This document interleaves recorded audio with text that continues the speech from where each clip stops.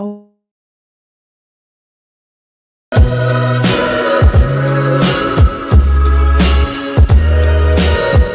mental health is physical wealth.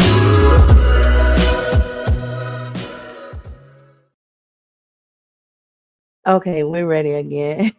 I'm so sorry for everybody who was here on time and saw we had technical difficulties and the screen just went blank. Yeah, there was some technical difficulties, so I had to get my husband to go and fix it and then recreate it and get us back online. So he recreated everything and got us back on here. It's the Adroit Living session of the Erudition Network. Here, I like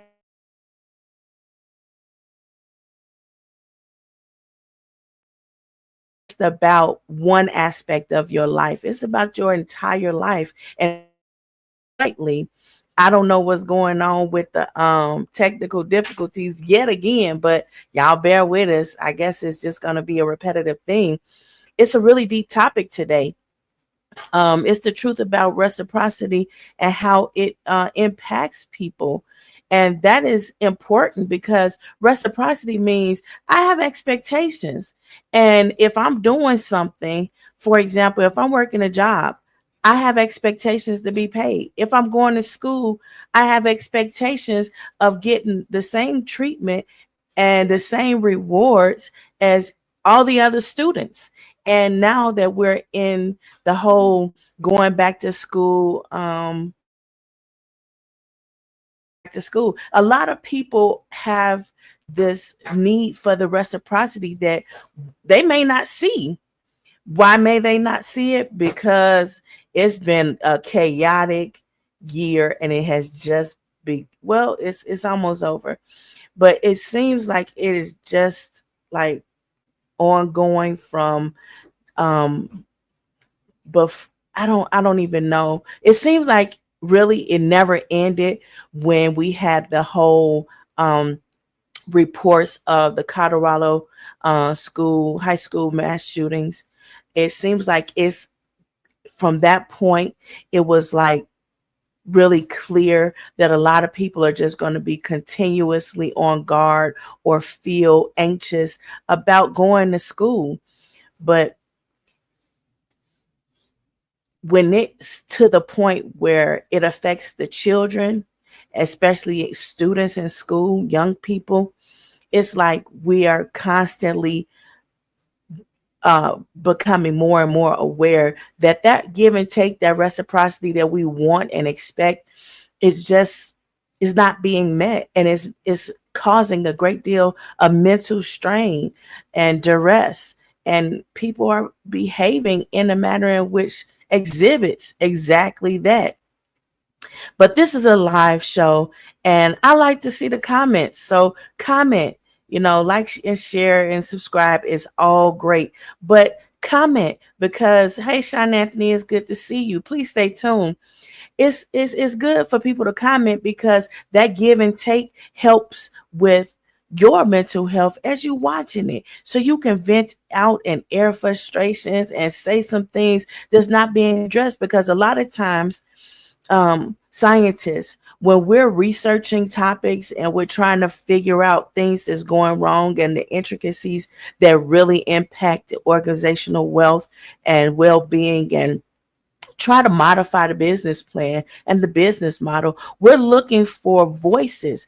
We can't hear you if you don't say anything. So this is my effort to contribute in that manner. So make sure you comment, say something, because yes, we take all the comments seriously and we want you to be heard in more ways than just social media. A lot more, since I've been going live, a lot more we have been scientifically taking note from social media, from as like from various social platforms as a means to hear your voices. So your voices matter, comments matter. I saw, for example, I saw Martin Lawrence. He posted from his show, the Martin Lawrence Show, which was a great show in the 90s on television. And it was only intended to be, another television show just to kill time and little escapism. But it ended up being something more phenomenal. And I mastered, that's my expertise is phenomenology. So I saw his post and he was like, questioning everyone, which one of my characters on Martin did you all, like the most? Was it Jerome? Was it Shanae? Was it Otis? Was it Dragonfly or Roscoe? And he wants a real honest answer. And this kind of polling is becoming more the norm than what we had in previous times, because those polls before, they were rather slow. The information wasn't as trustworthy because people will tell you what you pay to hear, so, and that was causing a lot of mental strain and mental duress, because when you pay people to say what you want to hear, it's not going to have the impact that you desire to see when you know the truth. So when you know the truth, you can move different. That different movement causes an advancement that's more strongly positively correlated scientifically with desired wealth, and wealth, not just wealth creation and generation, but continue generational wealth. That's why it is so important that these studies and these polls that we are conducting are true representations of facts, not just what people want to hear. So when I commented to Martin, I said it was the creative mind behind the characters to be completely transparent in analyzing it all. I grew up watching the Martin Lawrence show, and Martin Lawrence had the kind of impact time list as classic, rare, memorable, and those are unique honors, and it's a special blessing, but it's from people who experienced it. They can't explain it, they can't describe it, they can't convey what that experience was, even if they try to. So when he's asking Martin, when Martin's asking, he's asking to understand so he can replicate it, so he can duplicate it, so he can further extend it, to continue to advance it, because he wants to continue to generate wealth from it, which is, something that everybody wants. We all want to continue to, expand our line of income. We want to grow our wealth and, make it generational if possible. But it takes a certain kind of analytical mind and psychologist in order to really examine and analyze the behavior, not just from an observation perspective, but from a lived experience. I didn't know that when I was growing up that I was going to, have the opportunity to see those types of things and evaluate them from a different perspective, which is more necessary and more strongly correlated to actual positive revenue generation and limitless revenue at that, because it's a different perspective from people who have the experience than people who are just observing it and taking guesses in the dark and trying to say, oh, well, that's why this happened. And it's like you're expecting a reciprocity, a give and take, but it's not being met because it's lacking, because the reports were not factual. The reports were guesses. And a lot of times, we have noticed in psychology that when we have those experiences, or when those people have those experiences, for example, when Martin had the experience of, thrilling everybody and having the honor bestowed upon him that he did such a fantastic job, that it's a classic, it was his gift that was creating that, and it was healing him at the same time as it was actually providing for the audience, it was the overflow. It wasn't, it was unintentional. It was a phenomenon because it was something that he had stored up in him, and he presented it. And in his presentation, it healed him inwardly, and it did something for the audience that was watching. And it was not supposed to happen that way, but it did. And that experience is what's trying to be replicated and duplicated. And in a lot of shows, you can't get it. You can't get it back. You may watch a Mary Poppins show, and you start singing all this songs and everything, and it brings up this kind of feeling in you, and you want to recreate that. You want to hold on to it as long as you can.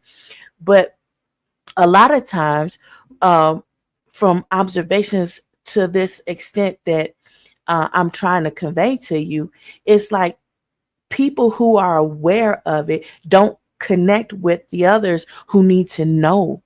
And the reason why they don't know that they're not able to receive that kind of give and take that they're looking for due to the false reports is because a lot of times the reports are given in a way where it's a information asymmetry, where the people who know aren't really sharing with the people who need to know, because they are using that as a method of controlling wealth, controlling their importance, controlling the reciprocity, because they're understanding that I'm not going to get what I'm given in return.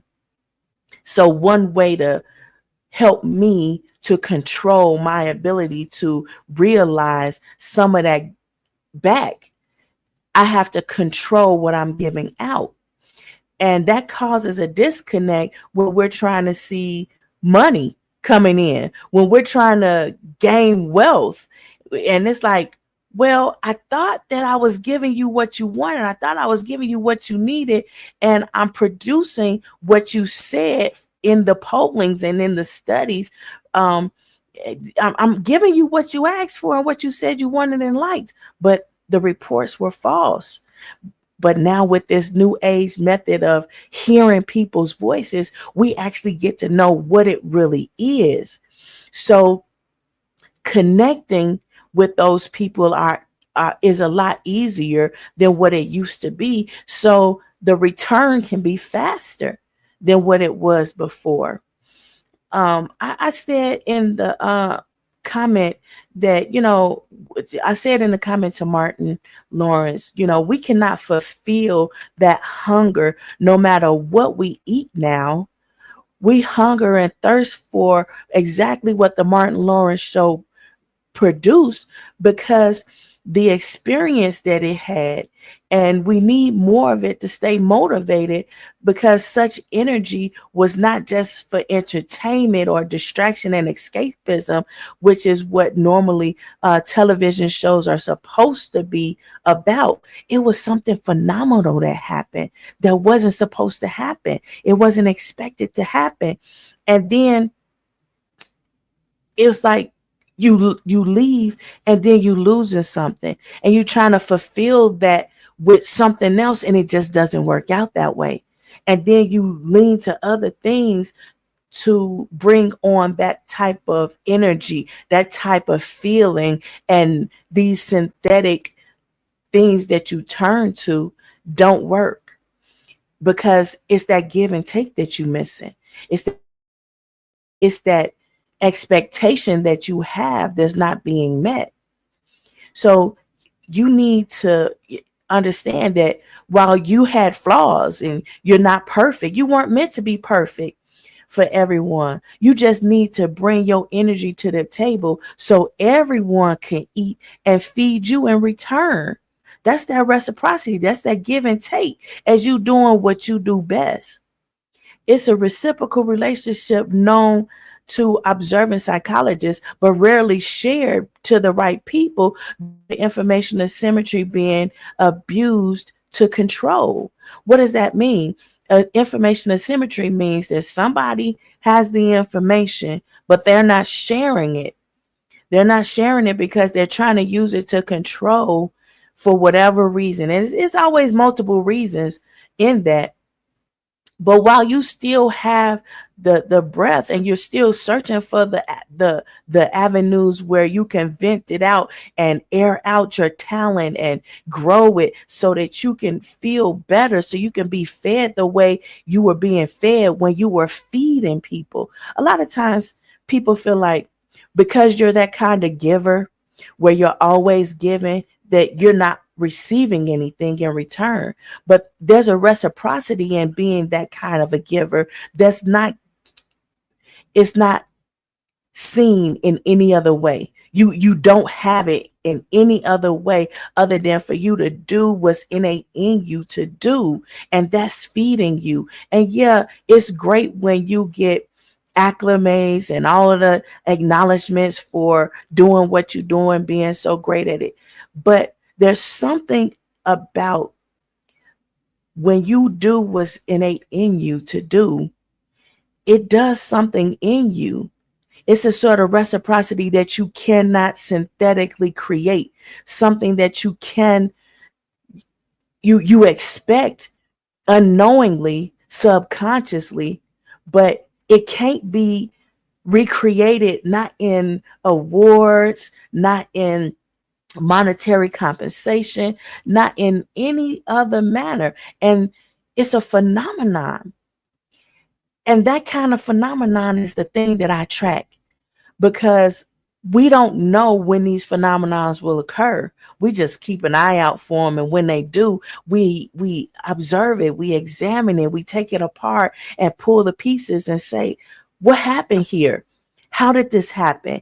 We need more of this. And we hope that the people who, cause the phenomenon is still around so that we can continue to observe it, explore it, and gain from it, even in ways that we can't even convey. So another thing that I observed, when we have a lack of reciprocity, meaning we expect something and that expectation isn't met, it damages us to keep it hindered instead of continuing to share it. You can't stifle it. Don't stifle your talent, because it's more damaging to yourself and more hurtful to yourself than it will ever be because you denied everybody your talent. It's a denial of yourself that you are constantly hindering yourself. So when you have something in you that you need to get out, don't limit it to consequences such as how much money you can gain from it. Don't limit it to how you can control what you get back and how often you can give it out. Don't limit yourself. Go and do what you do best, because it's innate in you. And there's a reciprocity that nobody told you about. It stems from you actually just doing what you do. When people go and do a job, they work at these organizations and corporations. They may go in just because it's money and it's a job. It's something that they can do and it's easy work or hard work, but it's money and you need the money. And they go into the job expecting that if they perform well, then they will be compensated, that there's an expectation there. And then when you go into the job and you're doing well, you're acknowledged for doing well in situations, but suddenly for some reason you think that it's also associated with, if you do even better than expected, then you're going to get more you're going to expect more, and you're going to think that that is the normal way that you should be expecting things to happen. And when it doesn't happen, it's something in you that shuts down and it says, well, if you are not going to give me what I expect, if you're not going to meet expectations, then I'm not going to perform. I'm not going to produce. I'm not going to do what I normally do. And We have seen that a lot in the workforce. And amid these current events, we've seen a lot of people voluntarily leave their jobs or involuntarily be removed from their job. But those people who left voluntarily, a lot of times they go and they understand, well, I wasn't getting the compensation, the reciprocity that I was expecting anyway, but I still have the talent, I still have the skill, I still have the know-how. Even though you can't meet my expectation of reciprocity of what I need to be compensated, what you can do is still listen and be receptive and receive what I have to give, which is going to still feed me in some type of way where I can keep evolving, keep growing, and keep sharing these things as it comes to me, as opposed to balling up in a ball and saying, well, forget y'all. Y'all don't want it. Forget it. I'm not going to do it anymore. A lot of times, some actors and actresses, when they see that they're not being received in the manner in which they should be, and they're not getting the employment, they go on the chitlin circuit or in some other avenue where they can be seen and heard and feed and be fed. And in that, they're growing themselves and nurturing themselves so that they can continue to, at some point, give in the same way that they were given before, which was more highly seen, as opposed to, well, it was just in a small market. A lot of organizations do the same thing. They start off as a mom and pop shop, and they're just doing everything that they naturally do, and it's generating wealth. And then it becomes popular. And what do? They reach a audience that's so big that a company says, oh, well, you're doing so well, let us go ahead and buy you out and take it from here, and you can go over and do whatever else you want to do. A lot of times those mom and pops, they find themselves in a situation where they're not the way they thought they would, because it's a lack of reciprocity, whereas they're no longer doing what was innate in them, which was feeding them in a way they couldn't convey. A lot of these times we're seeing it, but we're not understanding it. We're not understanding it in a way that we can fix it, and we turn the things that we think supposed to make us happy in its place, and it doesn't work that way. And a lot of times the reason it doesn't work that way is because it's a phenomenon that's not very well understood. It's not very well understood because it's not scientifically researched in the manner in which I'm trying to convey to you right now. A lot of times people, they only conduct research in the manner in which it's going to pay their bills. And I understand that. I get it. I'm not mad about that. But there's something to be said about these types of studies and observations that can expand the economy and innovation in a way that we have never seen, such as, for example, if you take Martin Lawrence, right, and you take everything he did, and you have this analyst before he decided, for whatever reason, to disappear. Same thing with any other actor who is phenomenal at what they do.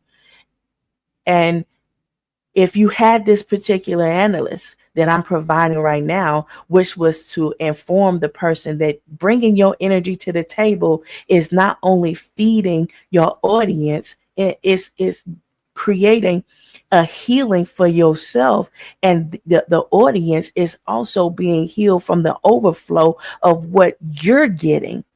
And that is a aspect in their experience that they are addicted to, and they're expecting every time they see you, every time they hear your name, every time they patronize you, they're looking for that, but they can't convey it.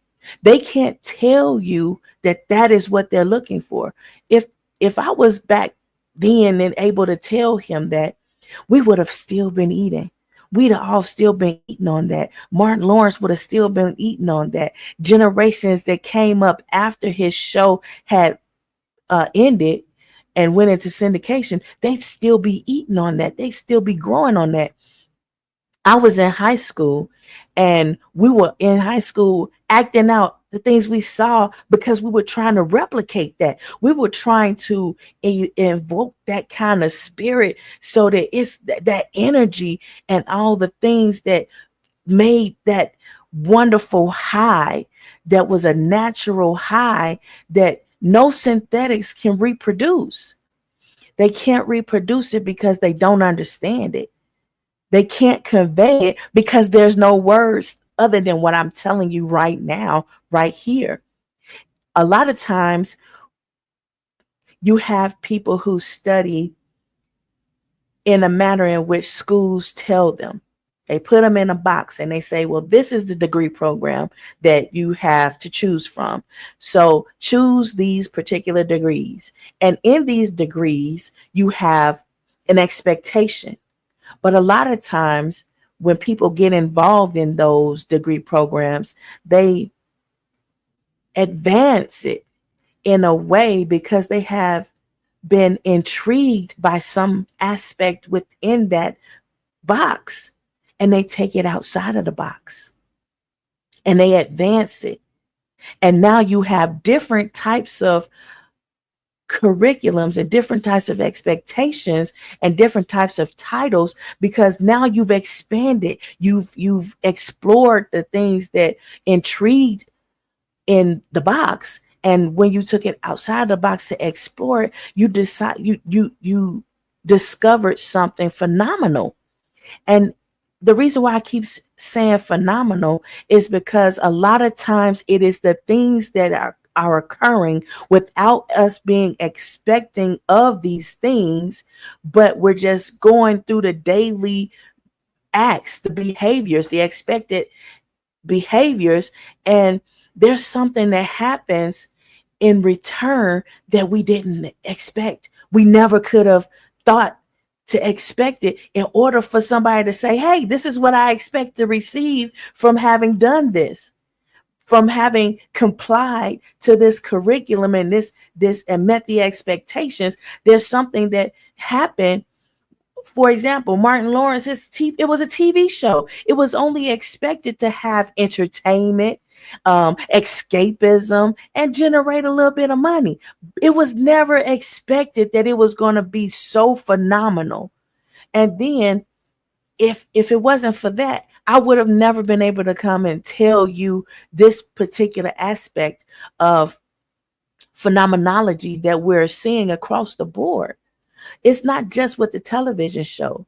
It's in everything that everybody does, especially when they end up, going along with the norm and the status quo, but they advance it beyond the status quo, and they're expecting that same kind of reciprocity from when they were complying with the regulations within the box. They're expecting even more now that they gave more, they're doing more, and they're more phenomenal, and they're expecting that you have the system in place to compensate them accordingly, and you do not.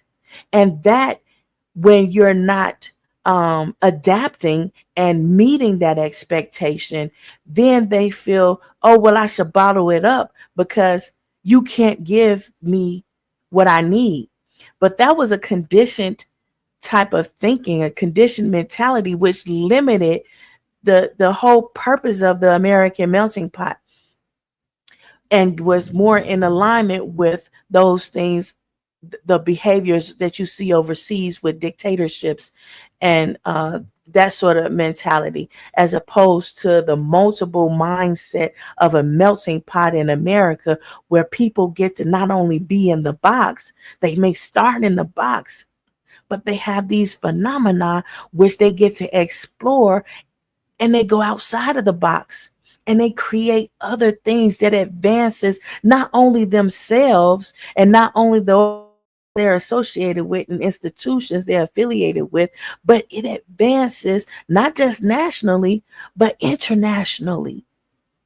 That's why America is a leading country in the world, because they have that kind of diversity and that reciprocity and that phenomenal chase. It's a chase that they chasing after, that phenomena, and nobody was able to really put it into words before now. So it's like you don't have the ability to adapt, to provide the compensation, which is conditioned to feel like this is what I'm supposed to get because I'm giving more. You should be able to compensate me more. The reason why we have that is because it was a learned behavior. But now we're starting to see, especially with the layoffs of the jobs, let's go back to that. We're seeing with the layoffs of jobs that there's job creation, because now those same people who were talented and performed in a phenomenal way, now they're going out and starting their own business under their own brand, and they're still performing and producing that same high quality product in a manner in which benefits them more directly than indirectly, so they themselves can adapt. They themselves can adapt to uh, evolve to compensate them when they continue to perform above and beyond expectation.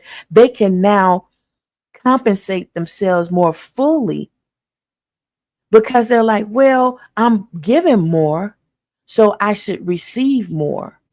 I should be compensated more. So a lot of times people are thinking, when they're seeing these pop up businesses where people are going into business for themselves, and those people who were overqualified for the position anyway, are now going into business for themselves. They're thinking that, oh, well, we'll get them back when we stop playing these games.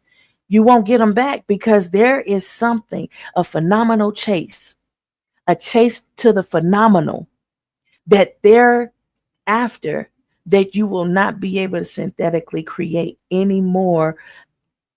Well, you weren't able to synthetically create it before, but you won't be able to create the expectation, I'll say, for that. So they will continue to stay in business for themselves. And because they have that mindset of what happened with the mom and pop shops before, because they have that experience, they have that knowledge, they have that information, those too big to fail companies who lost those people, you're never going to get those people back.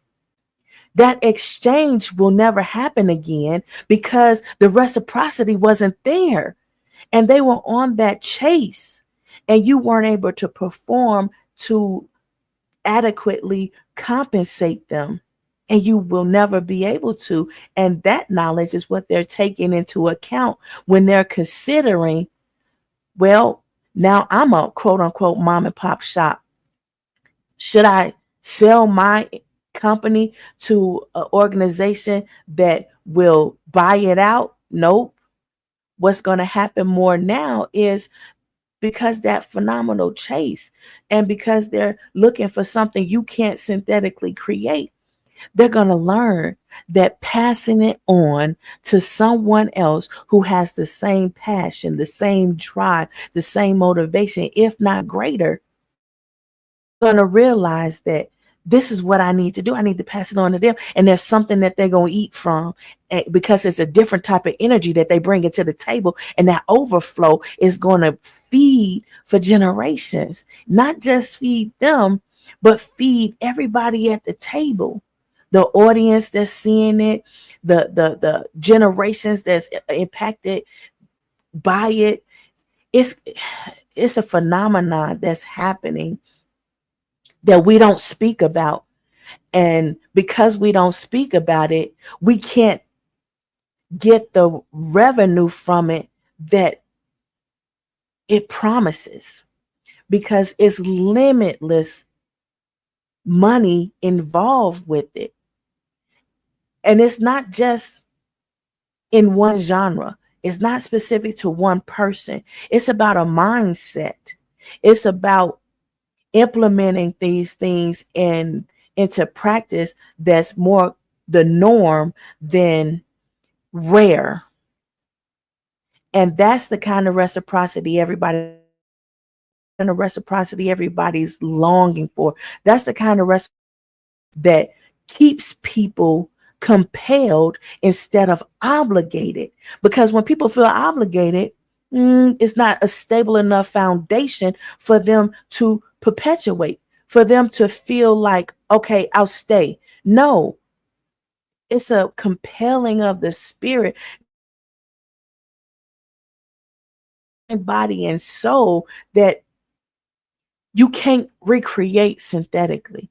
You can't obligate them. You can't motivate them to it. It's something that you can't do. And that phenomenon you can't catch in a bottle and sell it and mass produce it so that everybody can share. It's not done that way. It's not done that way. I have to rewind this show and piece it together for yourself, because about something, yeah, I'm going to just put it out there. You understand that? I know I shouldn't be doing this for free, but what difference do it make if I do it for money and only a few people profit from it than if I do it for free and a lot more people gain from it? You understand what I'm telling you? I'm telling you that I'm walking the walk as I'm talking the talk. You can't be fed any other way, and you hunger, you thirst, you long for this. It's like an itch that you can't scratch. It's like craving something and you're trying to eat other things, drink other things. You're trying to compensate with other things when it's right in front of your face, what you really need to do. That's going to you. It's a fulfillment that you're looking for, not a check off the box, not something bucket list. It's a fulfillment. A lot of people have a bucket list. They're looking for that reciprocal feeling of meeting expectations. I expect that once I check this thing off my to-do list, off my bucket list, then I'm going to receive this sort of fulfillment that I'm really expecting. And, I'm be wholly compensated for having performed the act, having the behavior in the moment. It's not there. And a lot of people are not understanding why it's causing such a mental health decline, having the lack of the reciprocity that they expect, that meeting expectation. A lot of people don't know how to meet the expectation. Adapt. They can't adapt to the quality of the level of your giving to wholly compensate you so that you can feel the kind of fulfillment that's innate in what you do when you are at the table just giving what you have, giving what you do. And then somebody taps you on the shoulder and say, hey, you gave more than what we expected. You gave more than what we could pay you for. Before they got your attention that way and distracted you, there was something there. There was something there that you can't explain. Filled you in a way that counts for that moment. But later, you want to be wholly compensated when they're aware that you're giving more. So you can continue to give more, but you decide that since they can't adjust, then you'll take it away and only give them what they can pay for. Don't do that. Stop doing that. That's causing a mental health decline that you are controlling. If the people that's supposed to pay for it, or I should say, if an organization and they recognize that you're phenomenal, you're above and beyond, you're highly qualified, but they won't pay you, I tell you what you do. You go and volunteer your time to people who can't afford it. but need it. People who will never be able to fully compensate you, but they need it.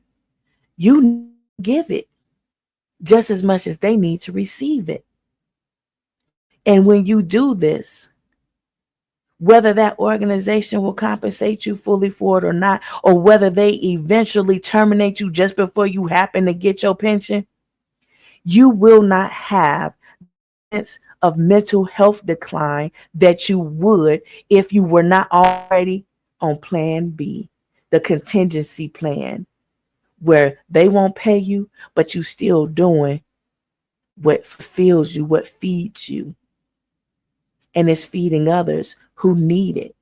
And you never know who's in that audience that will eventually be able to reciprocate, fully give back in a way to you in a manner that's going to feed you in a way you can't even convey, a way that you just didn't even know you were longing for until it happened, which is all the time when you are performing your very best unconditionally.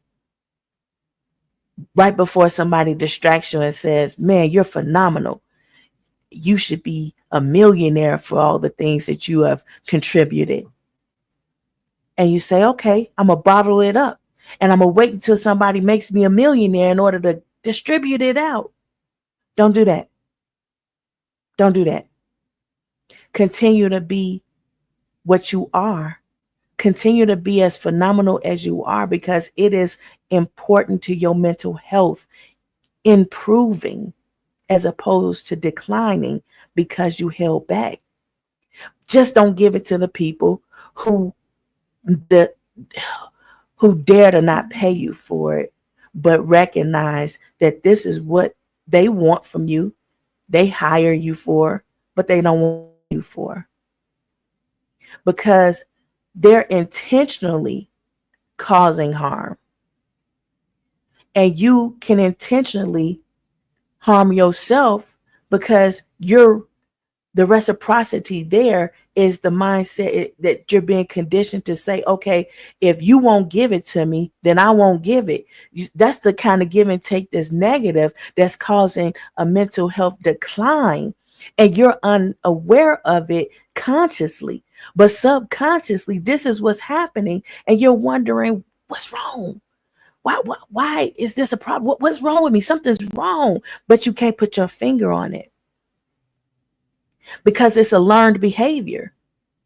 And you're not understanding that that's a learned behavior. A lot of times people feel like, well, we're in a psychological experiment. Think about it. Think about it. Something's happening when you're in the box, right? Something's happening that's phenomenal, that takes you outside of the box. That means that when you're doing something, period, whatever you're doing, something in that act, in that behavior is happening that you didn't expect to happen. But once you see it and you expect it and you explore it, there's an expectation that comes with it because you're conditioned to feel that way, but you don't recognize it in the overt, in the obvious way that you should recognize it. And because of that lack of awareness, that lack of knowledge, you have no idea that it's damaging you in a way that you didn't recognize before, because psychology wasn't exactly, something that a lot of people felt like really comfortable with. They don't want to tell their business. They don't want to share like that. They don't want people to get close to their heart like that. But because social media, because, people get to tell their lived experience and share their feelings, there's a way that now we can see and we can speak directly to that.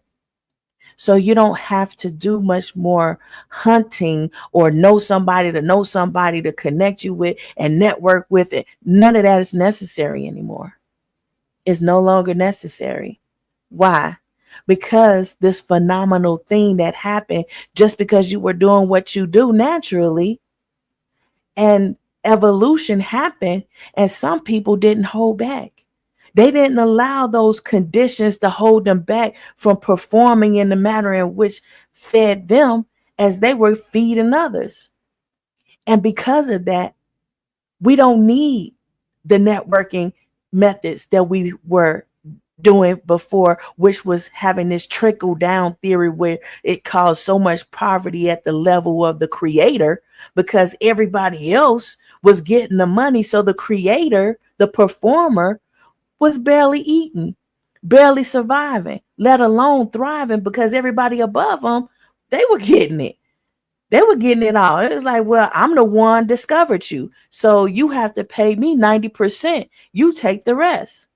And even though I perform above and beyond expectation, and you're failing to adjust and evolve in order to give me back and compensate me fully, and instead you taking even more. You taking all of that. And I never even see anything. And if I do see anything, it's just a promise that's unfulfilled. And then when I say that I'm having mental health decline as a result of the behavior, then you push me to the side and move on to the next person, the newest, biggest performer. And they have no idea what's in store for them because you don't even know what you're doing as the person who discovered the creator, the producer, the performer of whether it's industry of any genre, whomever the person is, the inventor, the writer, the author, the whatever the producer is, you didn't know what you was doing. You lucked up on something. And the only thing you're trying to do is keep lucking up on somebody else so you can keep taking candy from a baby. All under the guise of, all under the expectation of you did something that you didn't do. That's why when we're seeing this current market and everybody's going to work for themselves, they tell people, well, you expect that you're going to get the returns that you thinking you're going to get because you're providing what people want and you have the expertise that people have come to enjoy and expect, but they didn't know your name. You think they're going to find you and finally compensate you, but they're not. That's what you try to tell them. But that's not the way it works. It doesn't work that because you say the sky is green, that they're going to say, oh, okay, I'll believe you when God. Nope. They are in the mindset that they're going to do because it's feeding them. And when it no longer feeds them, guess what? They'll already have evolution of the next thing. Whereas you won't. You'll only have what they gave you in the beginning when they found out that you're unwilling to evolve with them and compensate them accordingly. You don't have the blueprint because the studies that told you what you thought you knew, they were wrong. They were only what you paid to be told. You paid them to conduct a study that would tell you exactly what you wanted to hear and that only support so they only went and found all the supporting evidence that will give you what you're asking for, as opposed to giving you the facts.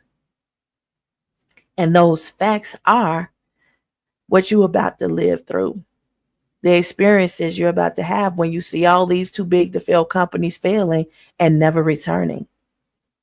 When you see these creators who are phenomenal and they pair up with someone who has a name brand and expectancy and fully compensate those people because they have a history of doing so. Those are going to be the ones because their loyalty begats loyalty.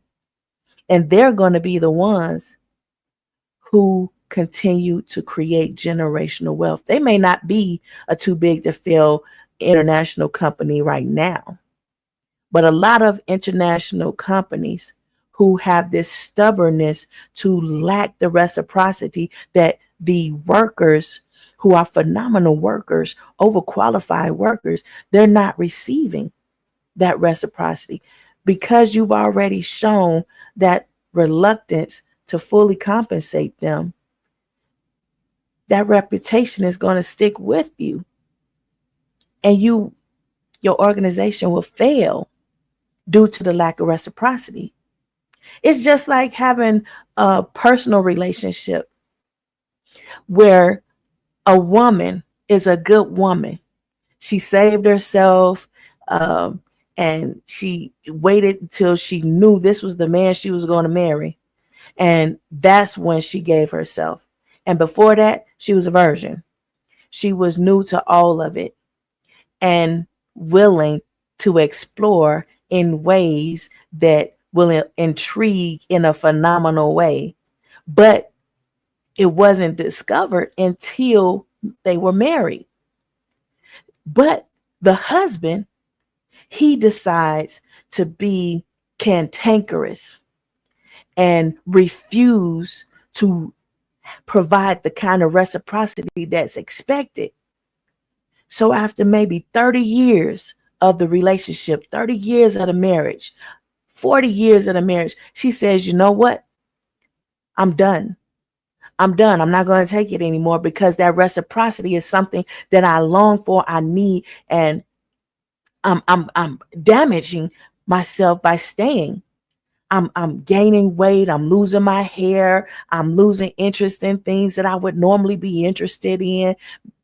All the signs of depression, all the signs of fatigue and burnout, emotional fatigue, emotional burnout, just physically manifesting itself to an ailment, a physical ailment, a diagnosis, even stress, or whatever the case is, alopecia, all these kind of things that happen because of the stress, because of lack of reciprocity in a relationship, that because you long for this love that you given to be given back, to be returned, because you know that you're invaluable, but you're not being received in a way that gives you back what you should be receiving because you gave it.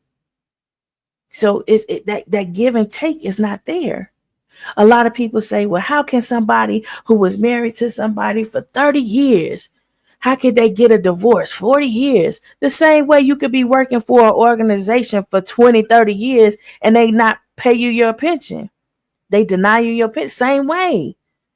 Because they feel like they can get away with it. But there's this thing that happens that's phenomenal and is not spoken about often enough, because a lot of people can't put their finger on it. There's this eating when you feed somebody.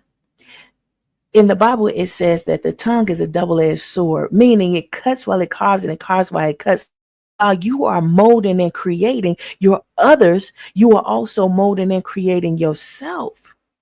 That's that energy that's at the table that you're giving out, and somehow is healing you, is feeding you, and is helping you, and that is still going back, and that overflow is being spreading outward to all the audience. It's something that's happening. It's a natural give and take that's just happening. So as you keep giving and getting and giving and getting, it's growing in a way that's just phenomenal and unexplained in any other way. Imagine that. Imagine that you are literally at a table, and the more that you're helping somebody eat, you're getting full, you're getting fed. And because you're getting fed and it's fulfilling you holistically, it's the overflow of that that's going back and feeding that person again. And then it's getting back to you again. That's creating something that you cannot create synthetically. That's creating something that you're longing for, because now you're addicted to it, because it's just that little bit that you had, that little taste was all it took for you to be addicted. And now you're looking for it all the time, and you need it. And when it's not there, you don't want to be there either. So you do things to move around. And now you're looking and trying to find, how can I get that? How can I get it back? Where is it? Where is it? And that's when you have the mental health decline, because you look and say, where is it? Where is it? You're looking for it in alcohol. You're looking for it and overindulging yourself in all kinds of ways, and you can't find it. You couldn't find it before, but I just told you. Rewind. Watch this again. Have a different mindset. Understand that there's something phenomenal happening that can't be explained. And that's the thing you looking for. That's the thing you chasing. That's the thing you long for.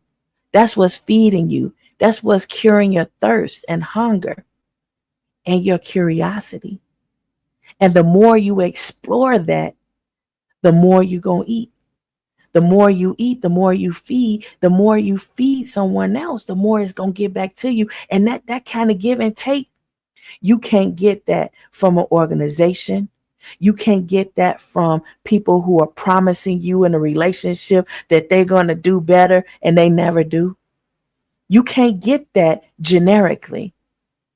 It's something that authentically happens when it's genuine.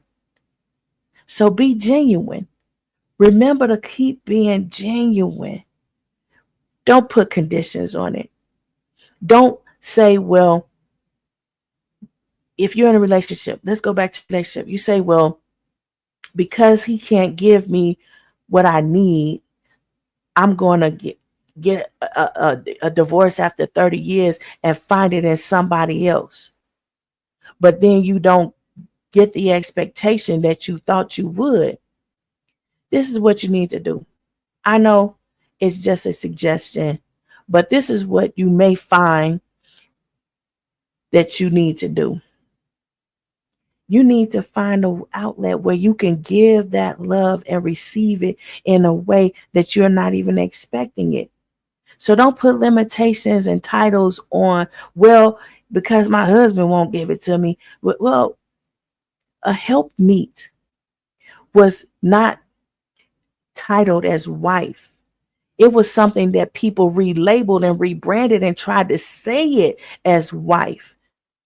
There's something about the fact that you're a helpmeet, which is innate in you in your creation and what you were called to be as a woman.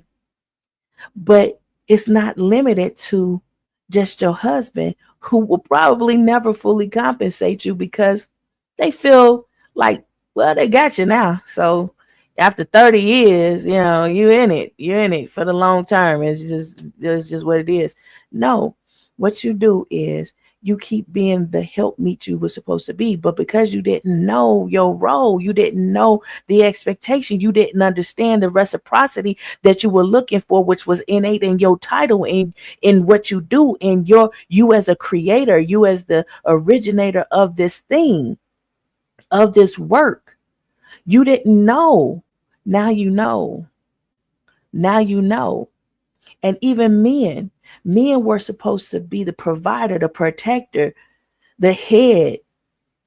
And when they don't fulfill the role which is innate in them from when they were called a man, when they lack that, there's a reciprocity that they're lacking as well, that they cannot find any other way.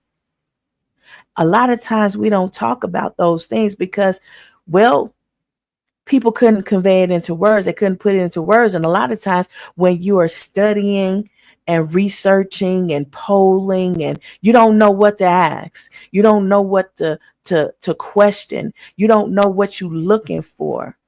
That's that phenomenology. That's that phenomenology that I expertise in. That's what I'm trying to bring to your awareness right now for you to explore. Yeah, I know I did it for free, but as I feed you, I feed myself.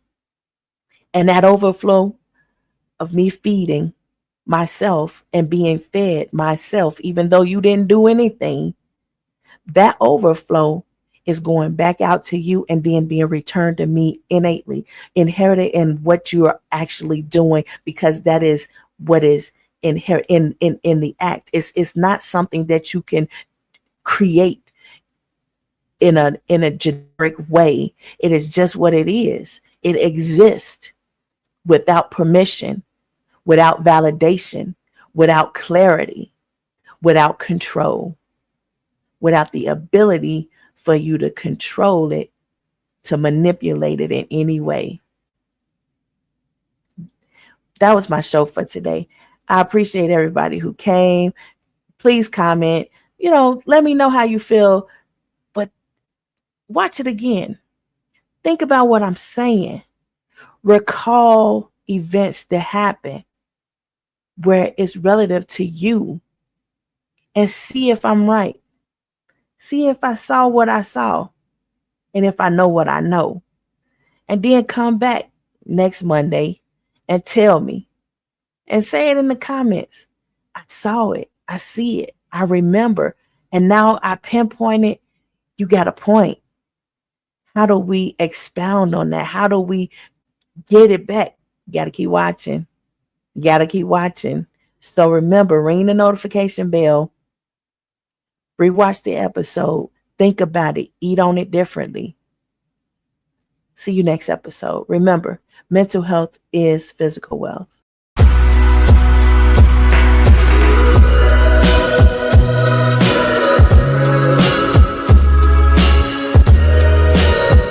Mental health is physical wealth.